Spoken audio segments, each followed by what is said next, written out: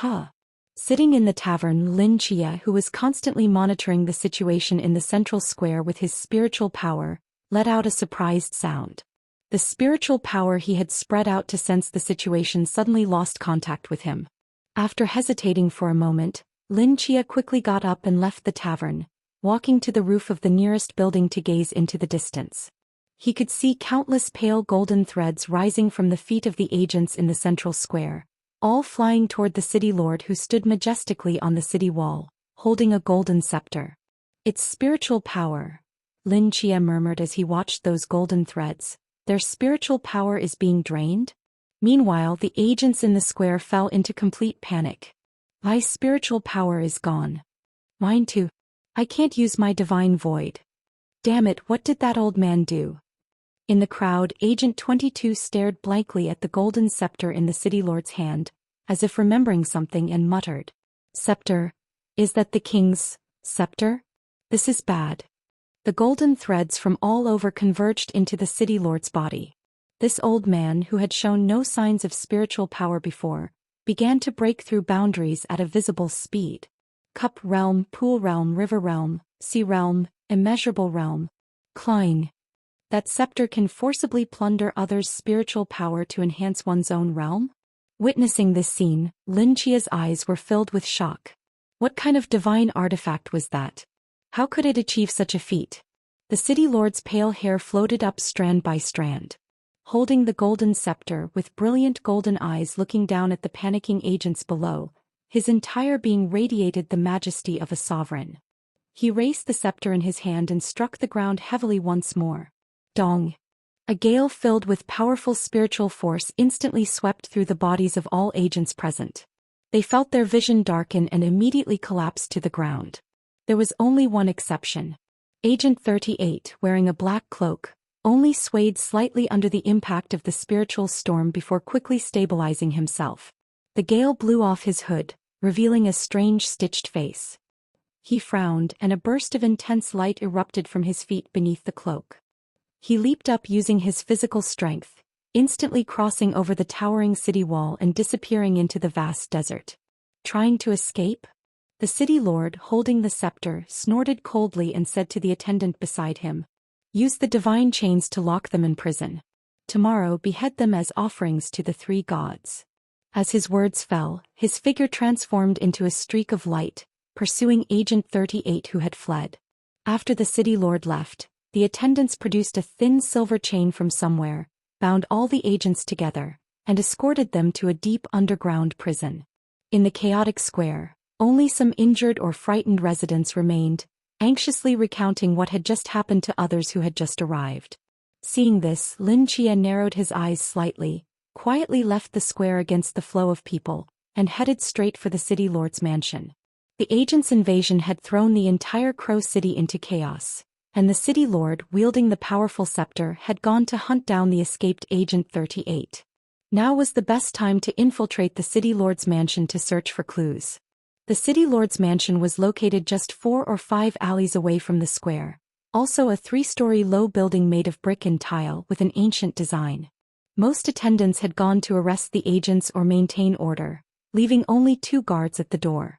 Perhaps due to Crow City's small population and simple customs, apart from the guards, there were almost no measures to prevent outsiders from entering.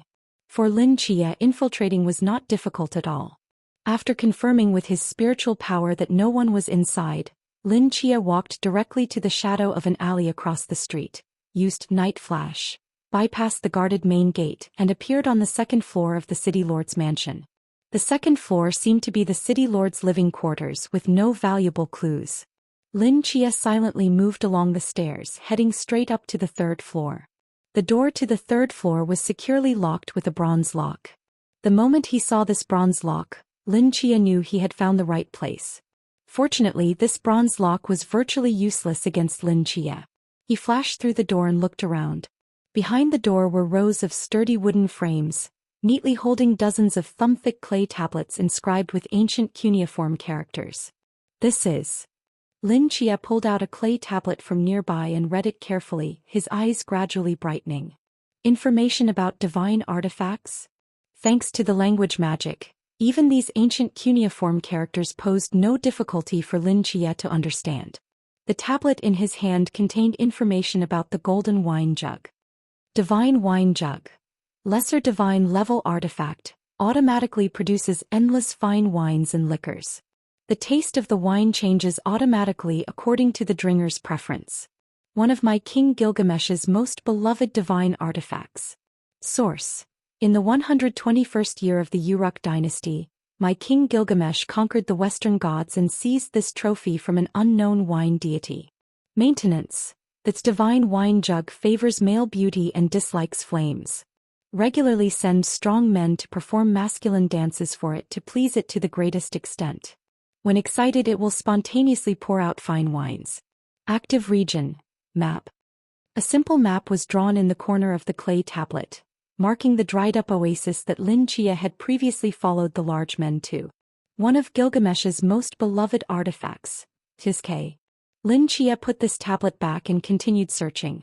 If he wasn't mistaken, this room contained an inventory of all divine artifacts collected in Gilgamesh's treasury, as well as maintenance methods left by the original forging family.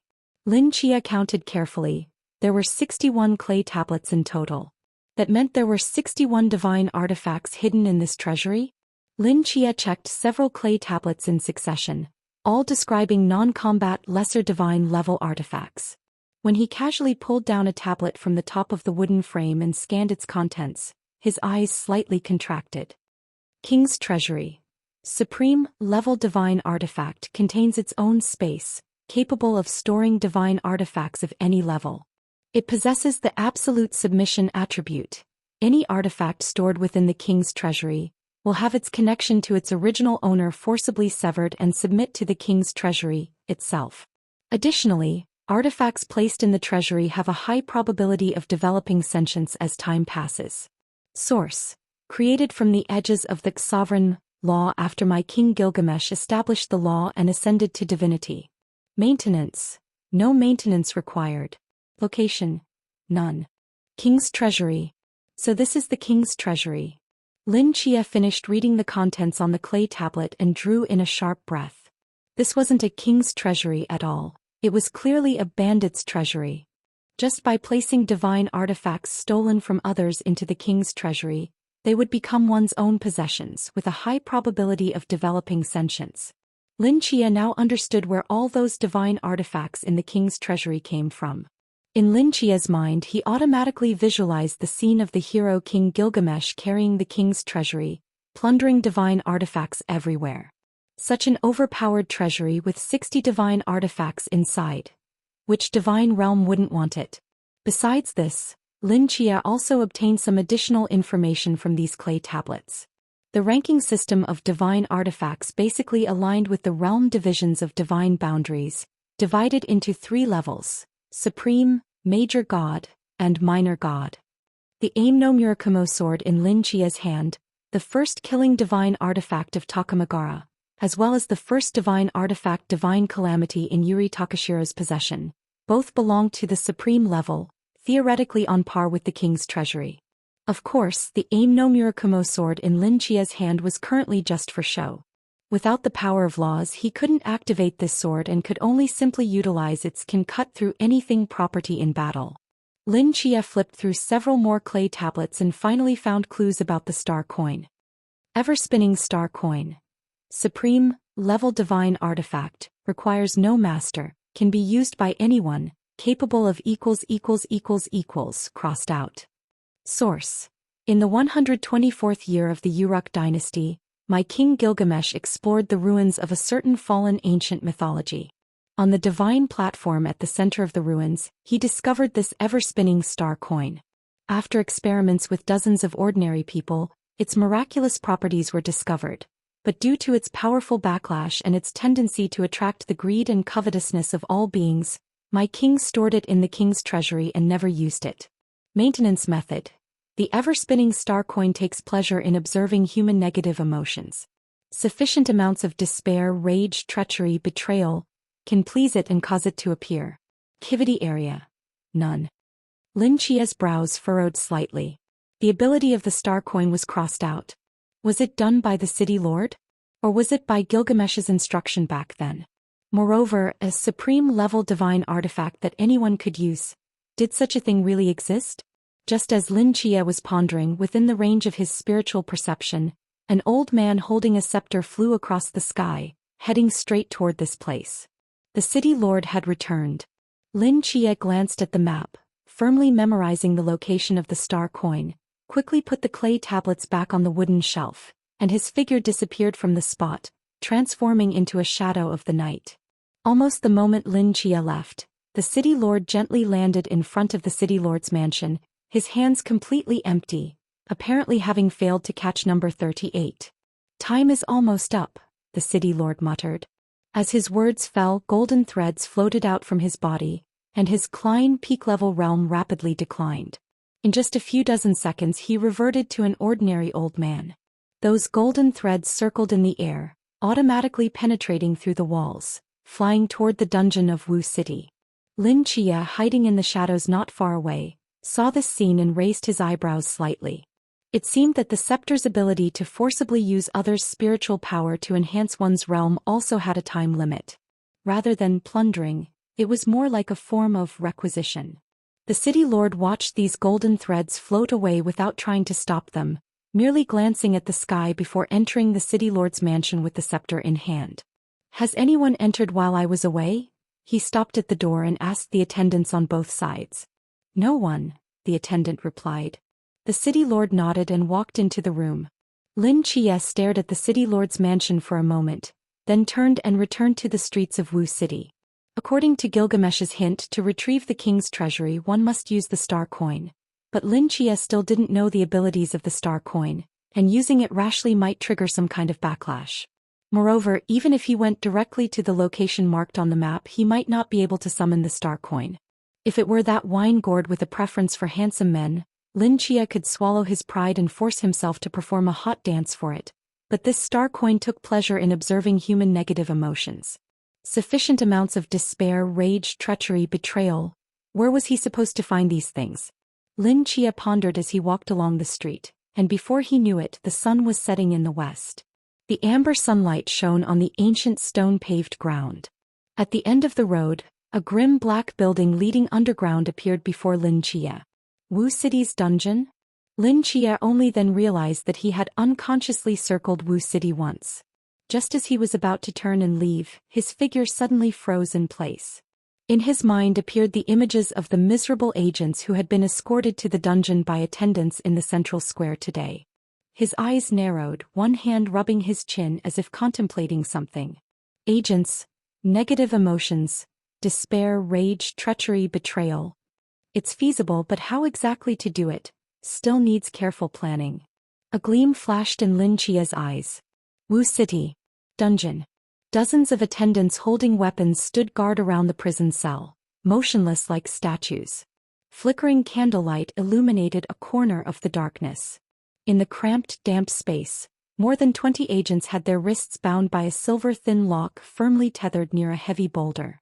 Number 05 slightly raised his head, looking at the attendants outside the cell, his eyes full of unwillingness and anger.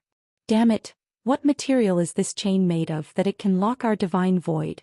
he cursed in English, keeping his voice low. "Give it up, this thing is a divine artifact." Number 22 leaned against the boulder and said calmly. "Not just us, even the deities we represent would be securely tethered here if they came now. How can there be humans in the king's treasury? Isn't this just a treasury?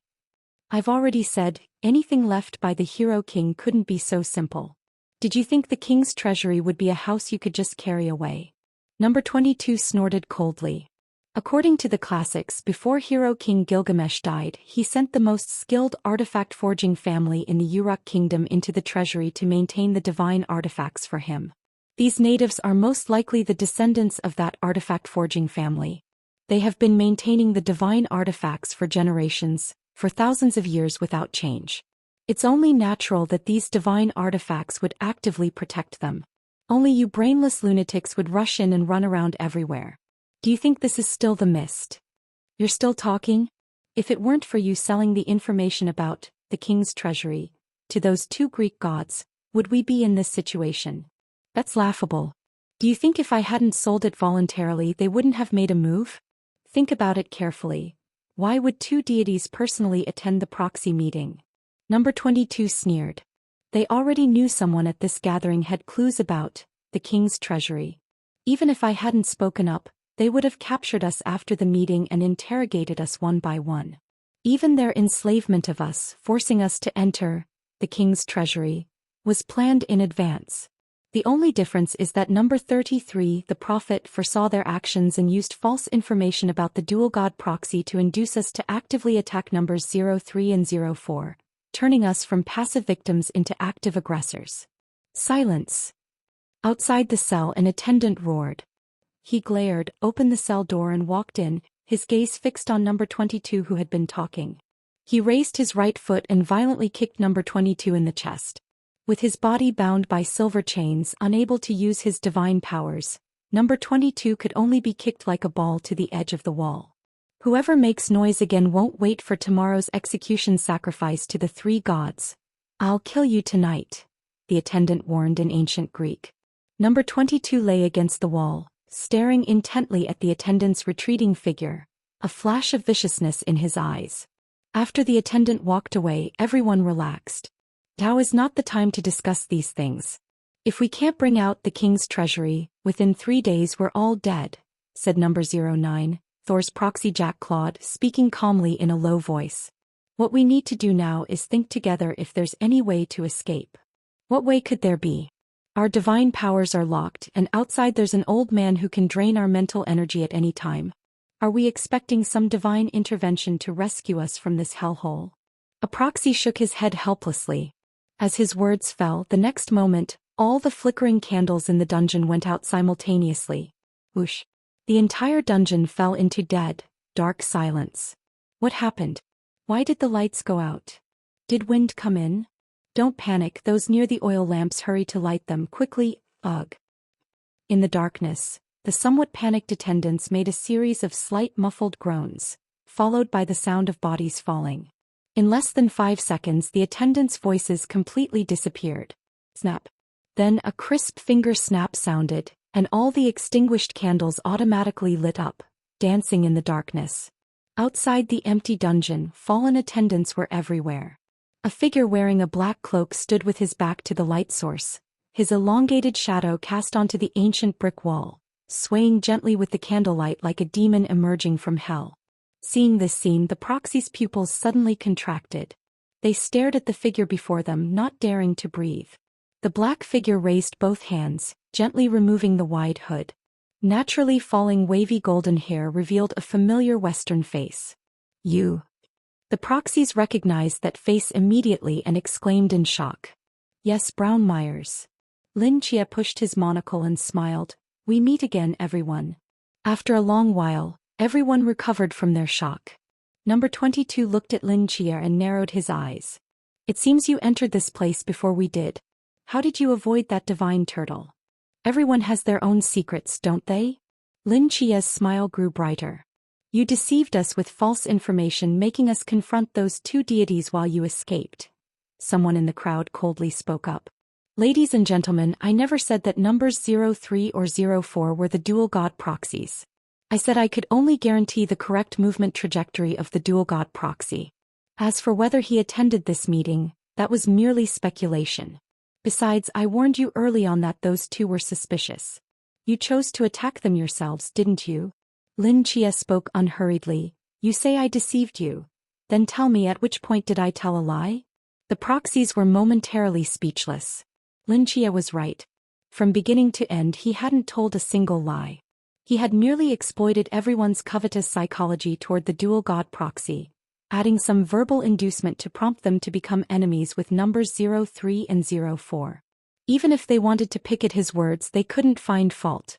Moreover, those two deities had their eyes on you long ago. Even without me you couldn't have escaped, Lin Chia patiently continued.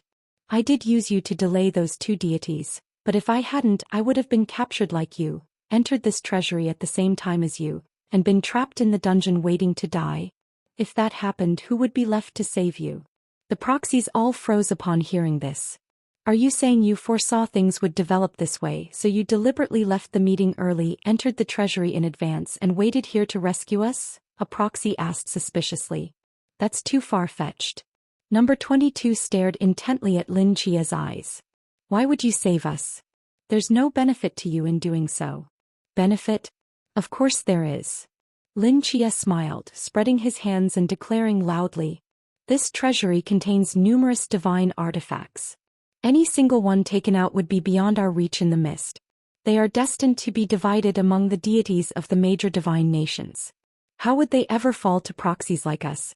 To put it nicely, we are divine proxies, but to put it bluntly, we are just dogs of the various divine nations. Hearing these words, Lin Chia clearly felt that most of the proxies' gazes changed. Recognition appeared in the depths of their eyes. But here, everything is different, Lin Chia said persuasively in his mellow voice. This king's treasury cannot be entered by deities. For proxies like us, this is the greatest opportunity of our lives. If we can take one or two divine artifacts out of here, perhaps we'll have the capital to hold our heads high. After all, who doesn't want a divine artifact by their side? But as you've seen, this treasury is fraught with danger. Even with my ability to foresee the future, going alone is too dangerous. So I think we can join forces. Those two deities want the king's treasury? Let them have it. But how many divine artifacts are actually hidden inside? How would they know? During the process of securing the treasury, if each of us takes one or two artifacts to hide and bring out, they won't even notice items are missing. This way you complete your mission and get divine artifacts. Isn't that perfect? Listening to Lin Chia's speech, the eyes of all the agents grew brighter. They were moved. Everyone, I know that previously we may have had some unpleasantness and you might have some misunderstandings about me, but ultimately we are not enemies. In fact, we can be allies fighting side by side, Lin Chia solemnly began. To show my sincerity, I'll help you remove the silver locks now, but we're still in the city dungeon. If you don't want to be captured again, don't act rashly. The agents all nodded. Lin Chia searched the unconscious attendant, took out a key and unlocked the silver locks. Without the suppression of the silver locks, the agents' divine domains returned. Their faces lit up with joy as they straightened their backs. Thank you very much, Mr. Miles. Claude looked at Lin Chia with gratitude in his eyes. Without you, we might never have gotten out. The hostility in the other agents' eyes had mostly dissipated. Lin Chia actively coming to rescue them made up for his previous manipulation, temporarily earning their trust. This isn't the place to talk. Let's leave first. Lin Chia looked around and said thoughtfully, but with so many of us, how can we leave here without making a sound? Leave it to me. From the crowd, one agent stepped forward. He waved his hand and a gray ripple spread out, covering everyone. Their forms gradually faded in the air as if disappearing. Group invisibility? Lin Chia looked at that agent in surprise. It seemed that traveling with so many agents had its advantages. At least these 20+ agents represented more than 20 different divine domains. Follow me, I know a safe place, Lin Chia said in a low voice. Wait. From the crowd, Agent 22 suddenly spoke. If we just leave like this, we'll likely be discovered before long. The city has many divine artifacts and there might be something that can track us. If that old man with the king's scepter catches up, we're still doomed. Hearing this, the agents frowned slightly. What do you mean? You want us to stay here? No, I have another way. Agent 22's eyes narrowed. He grabbed the index and middle fingers of one hand with the other and suddenly pulled with force, actually tearing off these two fingers from the root. Blood splattered, falling onto the dungeon's stone floor. Everyone present frowned simultaneously, and even Lin Chia's expression tightened as he looked at Agent 22 in confusion. Agent 22, expressionless, threw the severed fingers on the ground. The next moment, these two finger segments began to twist eerily. In the pool of blood, the two fingers clung together like lovers, their fingertips swelling and expanding into two balls of flesh, then rapidly dividing. 2, 4, 8, 16. In just 3 minutes, more than 20 flesh balls appeared in the blood pool. Under Agent 22's control, these flesh balls gradually took human form, their facial features changing to perfectly match each agent who had been confined here. They sat naked on the ground, their eyes vacant, like a group of soulless flesh puppets, motionless, creating human bodies out of thin air. What kind of ability was this? Witnessing this scene, Lin Chia was utterly shocked. The other agents, seeing this, seemed to realize something and turned to look at Agent 22, chuckling softly. Desire bodies? I wondered who you were. So you're the agent of the famous lust god Philites. Hearing the words lust god's agent, Agent 22's eyes flashed with anger. He extended his hand like lightning, gripping that agent's throat, his eyes bursting with murderous intent. Say that again. The agent's eyes showed disdain, and just as he was about to speak, Lin Chia grabbed Agent 22's wrist and calmly said, "Now is not the time for infighting. Both of you say less." Agent 22 let him go. Agent 22 stared intently at the agent's eyes, like a hungry wolf wanting to tear apart its prey. "I warn you, don't mention that woman's name in front of me, unless you want to die." He snorted coldly and released the agent's throat. The agent stepped back, his expression toward Agent 22 utterly cold. "With these bodies we can indeed confuse the ordinary people. Everyone leave your cloaks behind and we can depart," Lin Chia said, standing between the two. Everyone quickly removed their cloaks, covering the corresponding bodies, and then under the protection of the gray ripple, quietly left the dungeon. After everyone had left, the 20+ vacant desire bodies in the dungeon, as if receiving some signal, slowly rose from the ground. Like zombies, they pushed open the dungeon door and walked to an unconscious attendant lying on the ground. It was the attendant who had kicked Agent 22 earlier. Their hollow gazes stared fixedly at the attendant, sinister and eerie. In the dim candlelight of the dungeon, the shadows of the 20+ desire bodies on the ancient stone walls slowly raised the chains in their hands and brought them down with force. Bang, bang, bang. Like a group of soulless violence machines, they frantically hammered at the attendant's head. Warm brain matter mixed with blood quickly splattered throughout the entire dungeon. Deep night. Almost no residents could be seen walking outside in Crow City. Lin Chia led the agents through several stone-paved streets and finally entered a small stone house. This stone house belonged to Old Six, the identity Lin Chia had assumed when infiltrating the city. Since his parents were both dead and no one was at home, it was now the best hiding place for everyone. In the narrow room, more than 20 people rushed in at once, making it somewhat crowded. Lin Chia scanned the surroundings with his mental power, confirming no one had discovered them, then pulled the curtains and lit a candle in the corner. The faint light danced on the earthen yellow stone table, dimly illuminating everyone's faces. Except for Lin Chia, everyone else wore grave expressions. "There are less than 2 days left until the deadline given by those two gods," one agent said solemnly. "Until now, we still don't know how to subdue this treasury. What should we do next? Shouldn't we ask Agent 22? He sold the secret of the king's treasury, so he should know more about this place than we do." Everyone's gaze fell on Agent 22 in the corner. At this moment, Agent 22 was sitting in the corner of the room, his eyes unfocused, his face slightly distorted, his expression fierce and brutal. "Agent 22? Lin Chia frowned as he spoke. Agent 22 returned to his senses, his distorted expression gradually returning to calm. After pondering for a moment, he said, "I have indeed researched materials related to the Hero King, but I have no clue how to subdue the king's treasury. If the stories recorded in historical documents are true, then this treasury can only be activated by Gilgamesh himself, who possesses the law of kingship. No one else can possibly subdue it. He knows about the law of kingship too?" Lin Chia recalled Agent 22's reaction when he saw the city lord pull out that golden scepter in the square today, and his mind stirred slightly. This Agent 22 definitely possessed a wealth of information about this treasury. Who exactly was he? "You can first tell us what you know," Lin Chia actively spoke up. "This way, when I make predictions later, I can be more accurate." Hearing the word predictions, the agent's eyes lit up. Indeed. They also have a prophet here. Based on Lin Chia's performance at the gathering, this representative of the god of prophecy and magic has demonstrated remarkably strong professional abilities, not only deceiving them but also toying with two deities. Perhaps he truly can foresee the method to subdue the treasury? After pondering for a moment, Number 22 nodded and said, "Thousands of years ago, there were legends in all the ancient divine kingdoms that the hero King Gilgamesh collected 5 top-tier divine artifacts. Besides this king's treasury, The other 4 are also supreme-level divine artifacts. They are the King's Scepter, the King's Sword, the King's Holy Grail, and the King's Star Coin. If I'm not mistaken, these 4 artifacts should all be inside this treasury.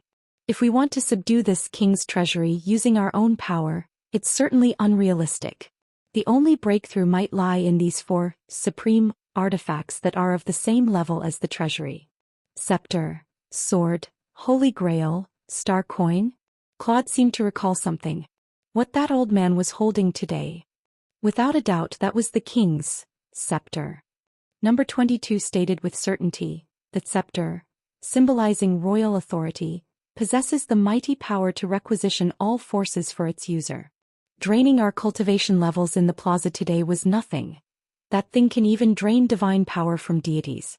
Legend has it that when Uruk was caught in the divine war, hero King Gilgamesh used this scepter to absorb the divine power of 3 major gods at once, elevating himself to a level infinitely close to supreme, and managed to withstand the Sumerian supreme god for nearly 10 minutes. Hearing this, everyone present drew in a sharp breath. Some of them had a gleam in their eyes, seemingly calculating their own schemes. However, the scepter can only be used by specific bloodlines.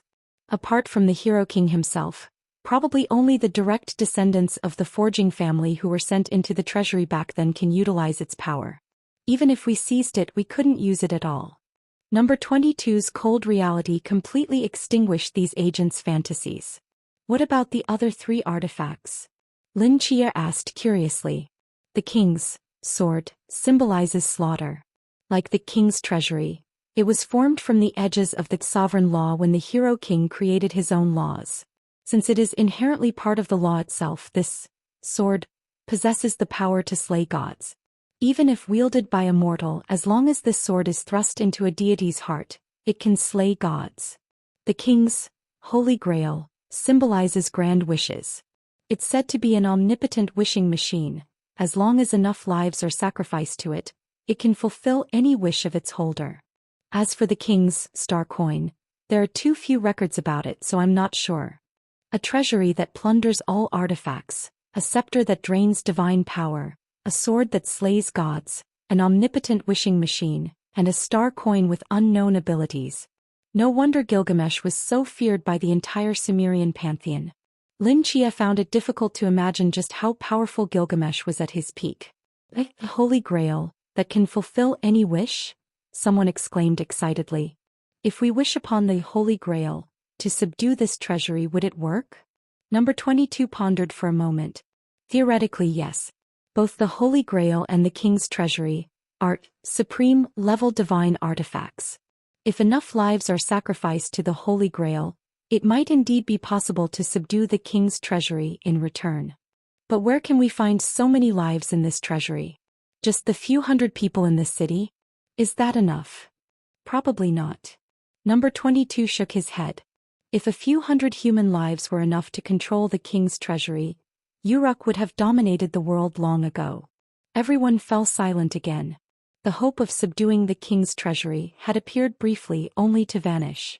Regardless, this is a direction which is better than having no hope at all, said Claude, the Thunder God's agent. Perhaps we can try a different approach? Lin Chia, who had been silent all along, suddenly spoke up. Since we can't subdue the treasury and can't fulfill the deity's requirements, what if we gather these 4 supreme artifacts and directly kill those 2 gods? This statement struck like lightning, thundering in the ears of all the agents. Directly kill gods. Everyone was shocked at first, then immediately began to calculate carefully. With that sword, possessing the power to slay gods, it's not impossible. Hermes and Hephaestus, though major gods, aren't top tier in combat ability. With 4 supreme artifacts plus all of us, we might actually have a chance of winning. Anyone can use the sword. The star coin, its abilities are currently unknown, and for the Holy Grail, wish, we could slaughter the city first and use these few hundred people as sacrifices before leaving. But what about the scepter? Perhaps we could find an opportunity to steal the scepter, then capture someone of direct lineage and force them to leave with us. There are so many other artifacts in this treasury, we could pick a few more useful ones. Everyone began discussing one after another, growing increasingly excited as they seemed to see the dawn of victory. A fleeting smile crossed Lin Chia's eyes before he said seriously, "I'm just suggesting a possibility. This approach is too dangerous. Miles, don't you have the power of prophecy? Can you foresee how likely we are to succeed?" Prakash, the Vishnu agent, asked proactively. "Well, as you know, prophecy is very draining on the spirit. Excessive prophecy can lead to hair loss, so I usually only make one prophecy per day. I've already prophesied your arrival today, so..." Lin Chia spoke with some reluctance. "Mr. Miles, this matter concerns all our lives. Please make an exception this once." Claude sincerely requested. "Yes, this prophecy is crucial for our next plan. Please prophesy once more. Mr. Miles, please." Under the eager gazes of all the agents, Lin Chia frowned in hesitation for a long time before finally sighing and reluctantly saying, "Very well, I'll make an exception and prophesy once more today." Lin Chia pushed up his monocle and walked to the center of the room. Everyone immediately backed away, preferring to crowd together rather than not give him enough space. Lin Chia sat down and made a show of taking out the crystal ball he had picked up that afternoon, solemnly placing it on the ground. He raised his fingertips slightly, and dazzling magical patterns radiated from him as the center. Lin Chia sat in the middle of the magic array, his profound eyes gazing at the crystal ball as mysterious halos flowed around him, mesmerizing everyone. The agents crowded in the corner of the room, curiously watching this scene, hardly daring to breathe. Finally, the magical light gradually receded, and Lin Chia stood up holding the crystal ball. His gaze swept across everyone, and he stated with certainty, "The chance of success is 70%. The odds are actually this high." Everyone's eyes lit up with joy. "But the premise is we need to find the other 3 supreme artifacts. Now we only know the whereabouts of the king's scepter, but what about the other 3? Where are they? What's the rush? We have Myers the prophet with us. As long as these 3 artifacts are still in the treasury, we'll find them sooner or later." After discussing for a while, everyone looked expectantly at Lin Chia. Lin Chia nodded thoughtfully. "Actually, in the prophecy just now, I've already vaguely sensed the location of the Holy Grail." "You've already found the Holy Grail? So quickly?" the agents exclaimed in surprise. "Yes, if I'm not mistaken, the Holy Grail is hidden in a dried-up oasis somewhere in the desert." "Then let's set off now." "Not so fast." Lin Chia wearily held his forehead. "Just now, I only roughly sensed its location. I'm not clear about exactly how far we need to go, and because of the consecutive prophecies, my mental energy is somewhat depleted. Let's rest here tonight, and when I recover tomorrow, we'll go find the Holy Grail." Hearing this, some agents looked troubled. "But we only have less than 2 days left. If the marks those 2 gods left in our bodies start to take effect..." "Haha, you're too nervous." Lin Chia said with a smile, speaking unhurriedly. "After I recover tomorrow morning, I can prophesy the whereabouts of all the artifacts. This treasury isn't too large. We can search for them one by one and gather all the artifacts in half a day at most. Now we're all in the same boat. If you can't get the 4 artifacts and kill those 2 gods, then I'll also be trapped here to death by them. How could I harm you?" Everyone pondered for a moment and their expressions softened somewhat. "All right, let's rest here tonight and set off tomorrow to find the Holy Grail." Claude nodded in agreement. The dungeon was attacked? The city lord's face darkened upon hearing a servant's report. "What about the intruders?" "They are still safely locked up in prison. Just one servant who had an argument with them earlier died. His head was smashed in." The servant seemed to recall some disgusting scene, his face turning pale. "Someone died, but they didn't escape?" The city lord frowned, confusion appearing on his aged face. "Could it be simply revenge? We don't know. We questioned the intruders, but they wouldn't say anything." "I see." The city lord was silent for a moment. Throughout countless ages, Crow City has never had intruders, yet this time so many appeared at once.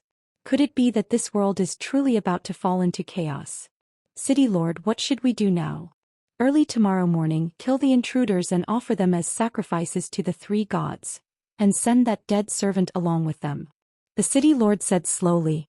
"Notify all residents in the city to enter the highest alert status. and be ready at any time to activate the inherited artifacts for maintenance, to deal with more external invasions. Hearing this, the servant's expression changed.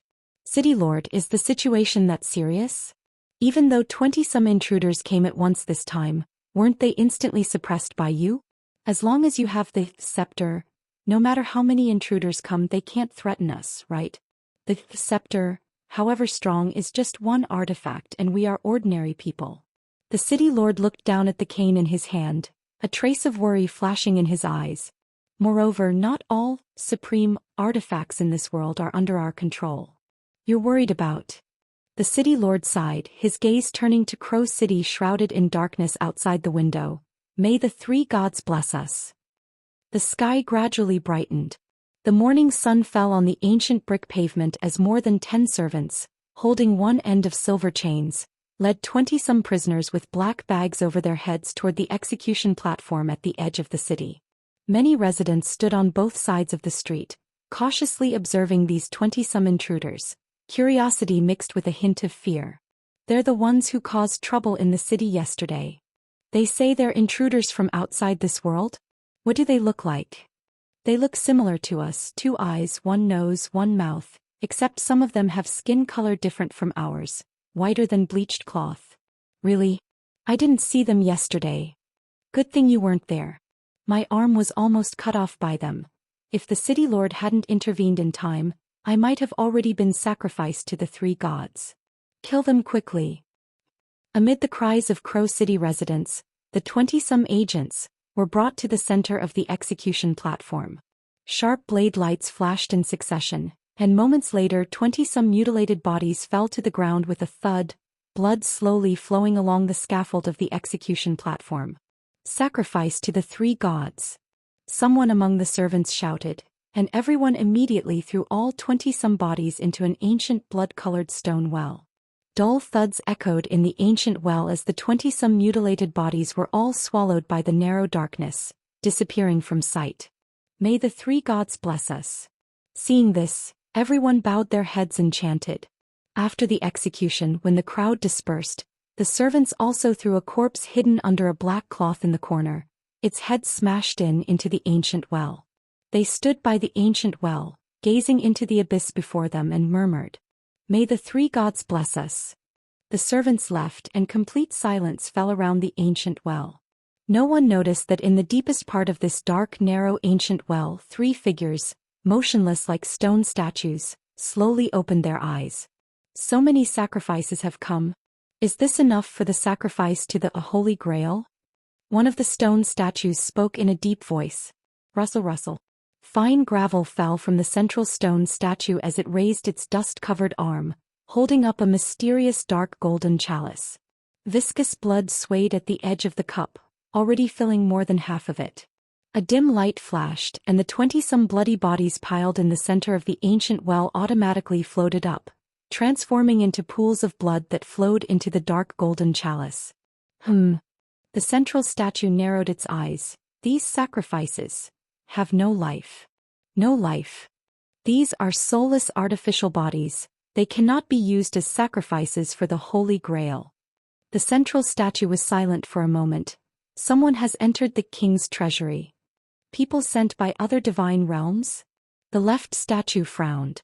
Unexpected that after so long someone still covets this treasury.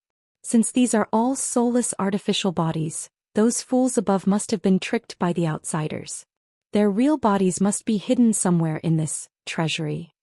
Should we kill them? Said the stone statue on the right. The central statue remained silent for a moment. Yes. In these 100 years, the sacrifices we've collected are approaching that wish, and these outsiders' life force is much stronger than ordinary people. If we can collect their lives and let the Holy Grail fulfill the wish, we will completely control this treasury, and then the Sumerian pantheon will shine again. However, our divine realm's essence has dissipated and we've fallen from divine status for 100 years. Now we may not be a match for those invaders. Then what should we do? The sacrifice the Holy Grail wants is just departed lives. We don't need to act personally. With a small trick we can make them kill each other. We just need to wait quietly here until they offer each other's lives to the Holy Grail. Moreover, the negative emotions generated when they kill each other can attract the coin, and then using the Holy Grail to control the coin, we can obtain another, supreme, divine artifact. In the end, only we will be the winners. The central statue's eyes narrowed slightly. Half an hour earlier, the agents gathered around Lin Chia, their faces filled with tension. Brilliant magical light illuminated beneath Lin Chia's feet, and the deep blue crystal ball before him appeared incredibly mysterious in the glow. After a long while, the magical light faded, and Lin Chia took a deep breath, slowly standing up from the ground. Did you find the exact location of the divine artifact, Myers? Claude asked eagerly. I found it, Lin Chia nodded. The agent's expressions brightened. Then let's set out now. Wait, number 22 suddenly spoke up. I think we don't all need to rush outside the city to look for the other 3 divine artifacts. The staff is right here in this city.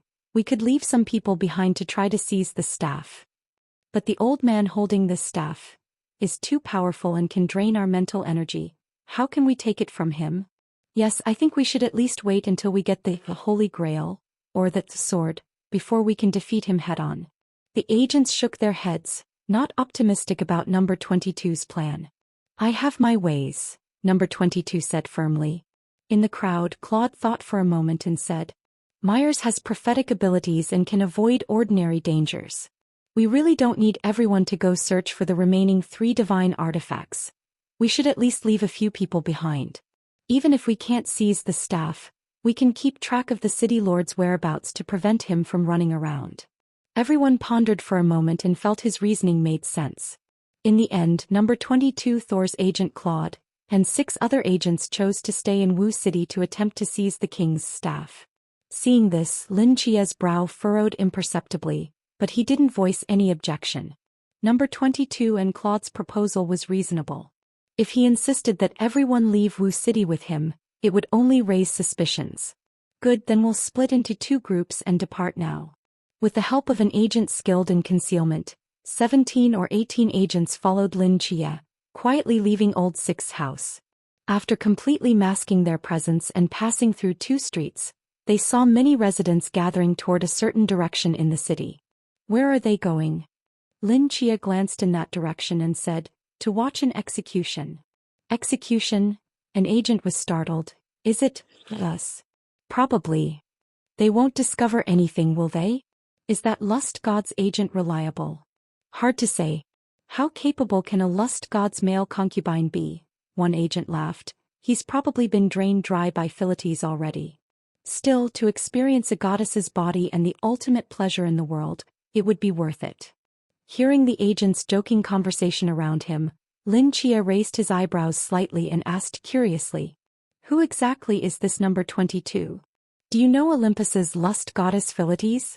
One of the children of Nyx, the goddess of night, someone in the crowd explained.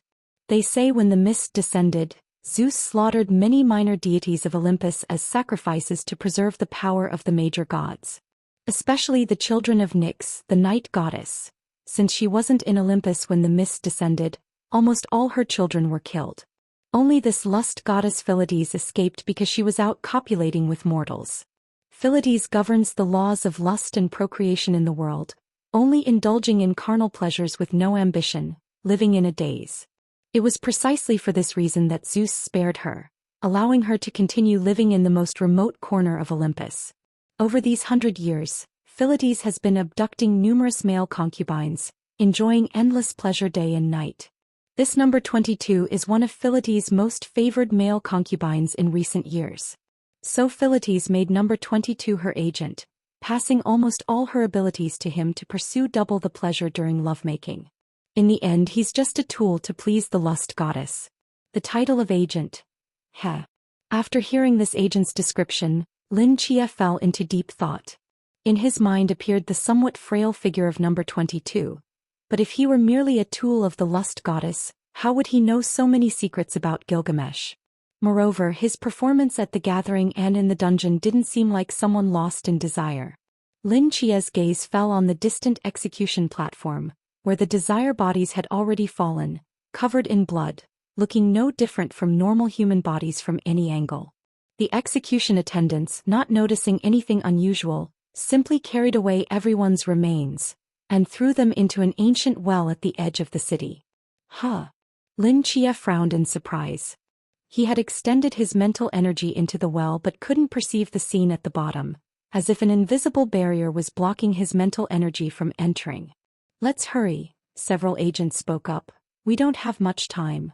Lin Chia took one last look at the ancient well, then withdrew his gaze and led the concealed group directly out of Wu City's gate. Inside the city, the once crowded room now had only 8 people left. Number 22 peered through a crack in the wooden window, looking in a certain direction. The desire bodies have been killed. We haven't been exposed. He seemed to have anticipated this result, calmly stepping back and completely sealing the window. Hearing this, everyone sighed slightly in relief. What's your plan? Claude, sitting in a dark corner, asked proactively. Number 22 opened his mouth, about to say something, when his gaze suddenly focused. What's wrong? Someone asked. The desire bodies' corpses were eaten. Number 22's brows furrowed tightly as he seemed to be processing information transmitted from those bodies. His pupils suddenly contracted. It's the Holy Grail. The Holy Grail? The agents inside the room were stunned. Isn't the Holy Grail outside the city? Miles and the others have just left. Agent number 22's expression changed repeatedly. He paced around the dimly lit room for a long time, then frowned and said, Something's not right. What's not right? I saw it. It was a dark gold goblet that could draw the flesh of desire incarnate and consumed the life force from my finger. That was definitely the king's Holy Grail, no mistake.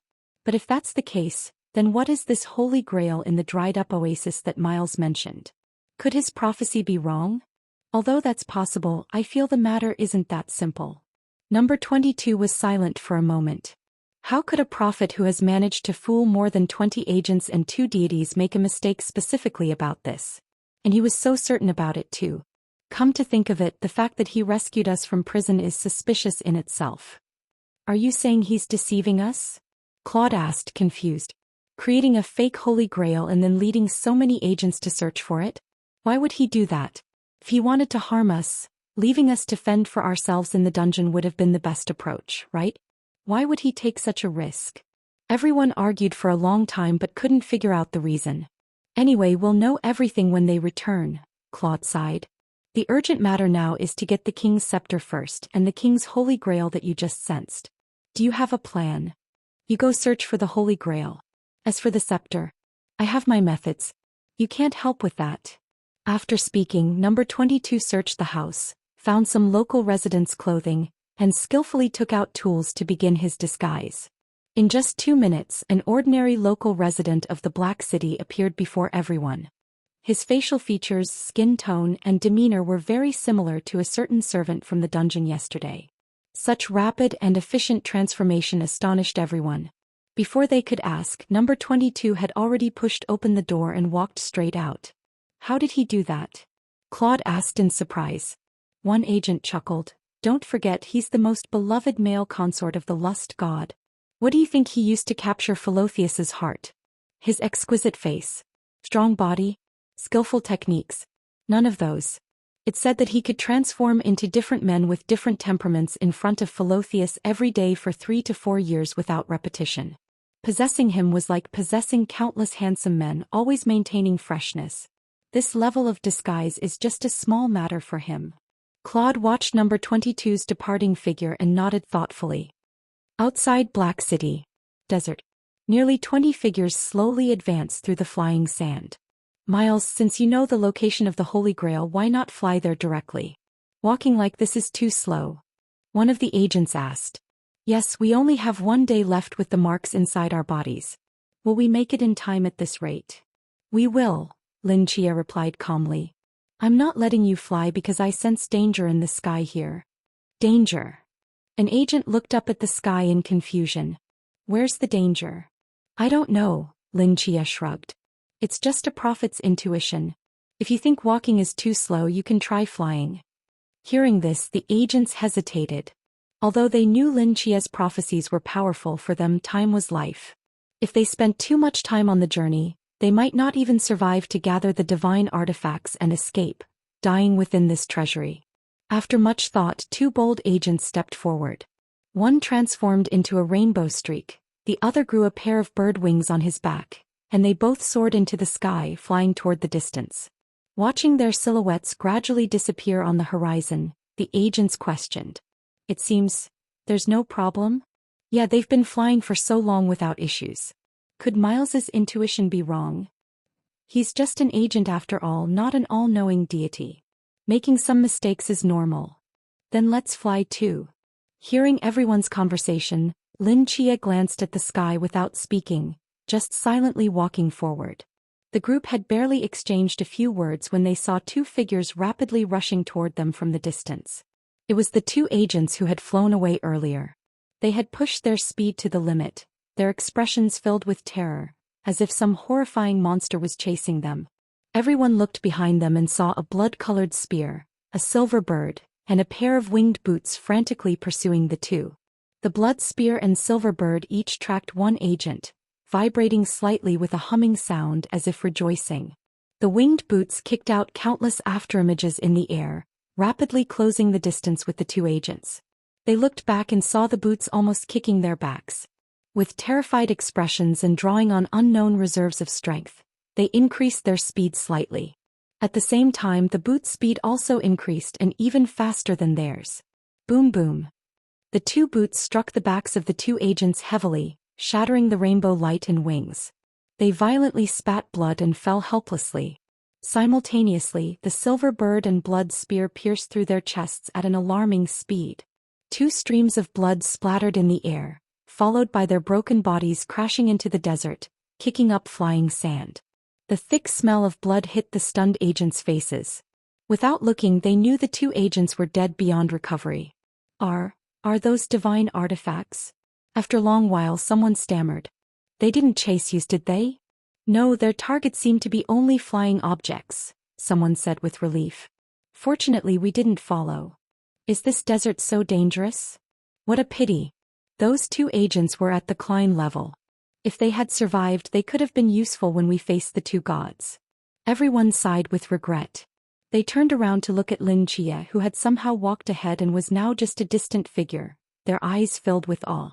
Indeed, following Miles is the safest option. A setting sun slowly sinks at the golden edge of the desert. The sunset's glow falls upon many weary faces, as if covering them with a dark red veil. They glance at the endless desert surrounding them, their expressions filled with worry. "Why haven't we arrived yet after walking for so long? Didn't Myers say it would be quick?" "Yeah, and why is this treasury so big? Could Myers be lost? How is that possible? Myers is a prophet, how could he get lost? Have you forgotten the consequences of questioning Myers' prophecies?" Many agents turned their heads and glared at the agent who questioned whether they were lost, who immediately fell silent. After those two agents ignored Lin Chia's warnings and flew into the sky to their tragic deaths, Lin Chia's credibility among everyone reached its peak. And those agents with slightly more active minds had already begun to curry favor with Lin Chia. "My name is Kyle, I'm the agent of Adar, the fire god of Persian mythology." An agent walked up to Lin Chia and said with a smile. "I've long heard that Merlin, the god of prophecy and magic, is the founder of prophetic arts, knowledgeable of past and future. Even his agent can foresee things. Now I see his reputation is well-deserved." Another agent beside him sneered. "Persian mythology? Just a declining minor pantheon. How dare Adar call himself a fire god? I'm Eiffel, agent of the Olympian deities." The agents all came forward, chatting with Lin Chia as they walked. Lin Chia's prophetic abilities were evident to everyone. Combined with his kind, dignified, steady and knowledgeable demeanor and personality, befriending him would definitely not be a mistake. Even if everyone left the king's treasury in the future when facing uncertainties, they might be able to ask for his prophetic help. Lin Chia politely smiled at every agent who conversed with him. "By the way, we met because we were hunting the dual gods agent. How about this? If I capture the dual gods agent after we get out and extract the secrets of representing the dual gods, I'll share them with you." An agent patted Lin Chia's shoulder with a smile. Lin Chia's smile froze. Yes, with Myers' prophetic abilities, catching the dual gods agent would be as easy as turning over our hands. We could join forces to hunt them down and share intelligence. We might even extract some secrets about Great Xia, and by submitting these secrets to our divine realms, we could gain considerable benefits.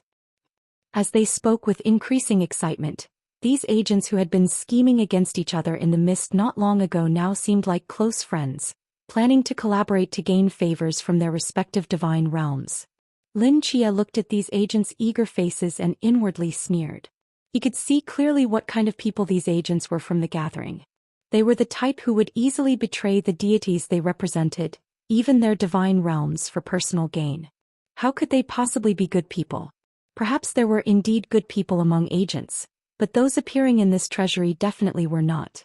Lin Chia hadn't forgotten that these agents were here because they wanted to capture him and force out the secrets of the dual gods agent and Great Xia. The current alliance was merely a performance driven by aligned interests.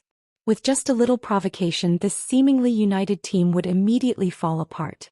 Lin Chia's eyes narrowed slightly. After building up this prophet persona for so long, it was finally time to put it to use. Amidst the flattery, Lin Chia suddenly stopped walking. The agents behind him were startled and also stopped.